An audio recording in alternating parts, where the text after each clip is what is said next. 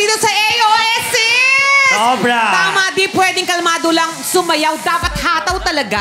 Kaya nga, masaya dito. That's right. Ay, nakita mo naman kanina yung performance nila Raver. Di ba, ni Miguel. So, talagang power, impact dancers kasama talagang. So, ibig sabihin, power na, may impact pa. Sobra. Kita mo naman yun. Ang galing ng mga galaw. Yes, tama.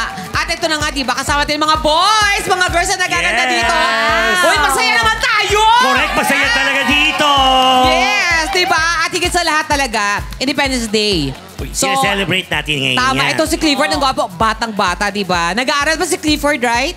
Yes po, syempre. Oh, di ba? Umakbay, parang tita lang ako, di Yes, ba? magalang kasi yung bata. Pag ganyang itsura talaga. Magalang kasi ibig sabihin yan, ang ugali ng mga Pilipino, Totoo. magagalang tayo. Magalang. Pero Clifford, tanong ko lang sa'yo, no? Kung magiging bayani ka, tapos papatayo ka ng ribulto, halimbawa may ribulto ka na, anong kabayanihan ba sa tingin mo yung kaya mong gawin para sa bayan? Siguro nung nakatulog yung mommy ko while nagluluto siya kasi tapos pinatay ko yung stove. Oh, na-save ko yung... Ay, kabayanihan na rin Ayaw yun. nga. Yes. Perfect. Alam Totoo mo, yan. naku, napakalaki niyang matutulong sa ekonomiya natin. Alam mo, Donita, hindi naman kailangan magkaroon ng monumento para maging bayani ka lang. Alam mo, ang galing-galing mo din, Yung mga friend. small kind of, Oh, tama na, tama na. Tama na. Ikaw, Rita, ikaw. Yes. Ayan, si Rita. Ano yon? Wala, kumusta ka? Hindi yun. Hindi, kung bibigyan ka ng I'm monumento, fine, thank Rita, you. anong kabayanihan ang nagawa mo sa tingin mo? Ayan. Kabayan niyang nagawa ko? Hindi, nagawa ko, Rita. Nagawa niya na lang. Nagawa niya. Hindi, I ikaw. think I'd go for the answer just like Ate Iya. Ate Iya! Yes.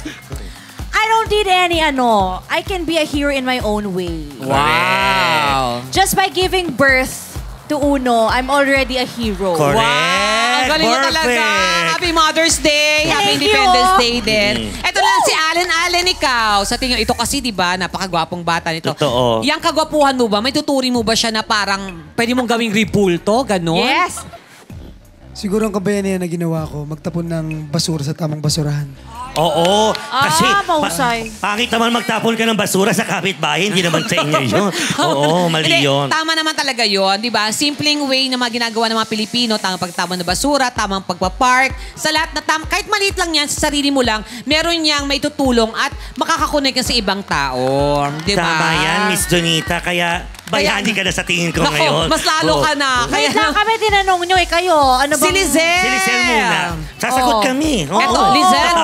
Eto, tanong ko, Lizelle, ha? Kung meron tayong tandang Sora noon, pwede bang ikaw maging batang Sora ngayon? Oo.